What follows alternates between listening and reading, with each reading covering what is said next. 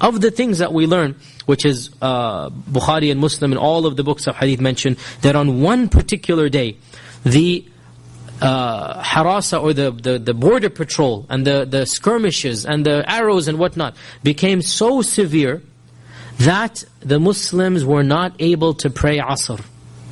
They couldn't even pause to pray Asr. Now there's a big controversy amongst the fuqaha. Was Salat al-Khawf revealed by this time or not? And there's a big controversy, because if Salat al-Khawf were revealed, why didn't they pray Salat al-Khawf?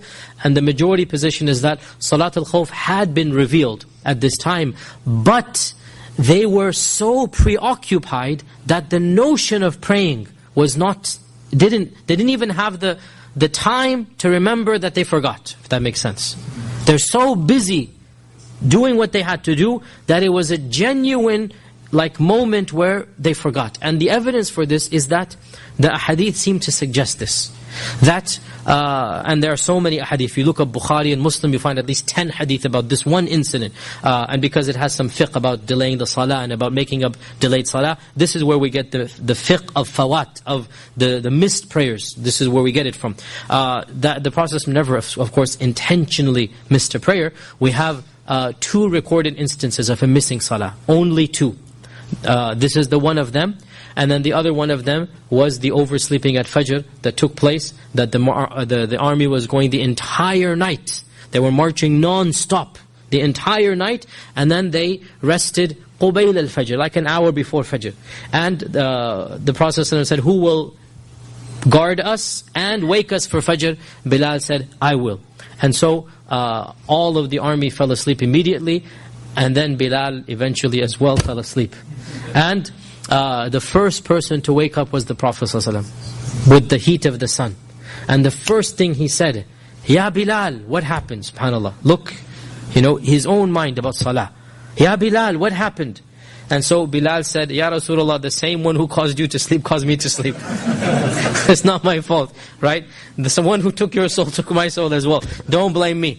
And so that was a genuine oversleeping of Fajr that took place once, and this was the only other time in the seerah that authentically it is reported that, and both of them are unintentional. So the entire life obviously never had happened. Now what happened here, that I'll just quote 1 or 2 hadith, that Umar came to the Prophet ﷺ and said, Ya Rasulullah, I was not able to pray Asr until the sun has already set.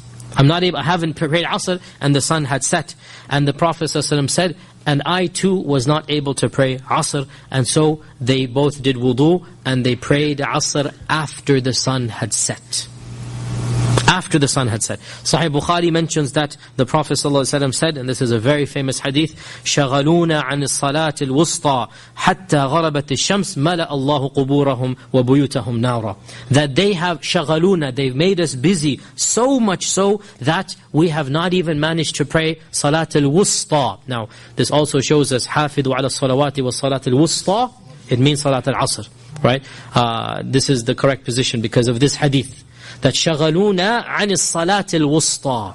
They kept us busy from the middle salah until we weren't able to pray it and the sun has set. May Allah fill their houses and their graves with the fire. مَلَأَ اللَّهُ قُبُورَهُمْ وَبُيُوتَهُمْ نَارًا. He is so angry, not because they're attempting to kill him, because they have managed to prevent Salat al-Asr. Look at his anger, what is it for? Right? I wasn't able to pray Asr, and he's angry at that. May Allah fill their graves and their... So what will be the case of the one whose money prevents him from Salat al-Asr? Whose business prevents him from Salat al-Asr? Whose television and sports show prevents him from Salat al-Asr? Think about this, right?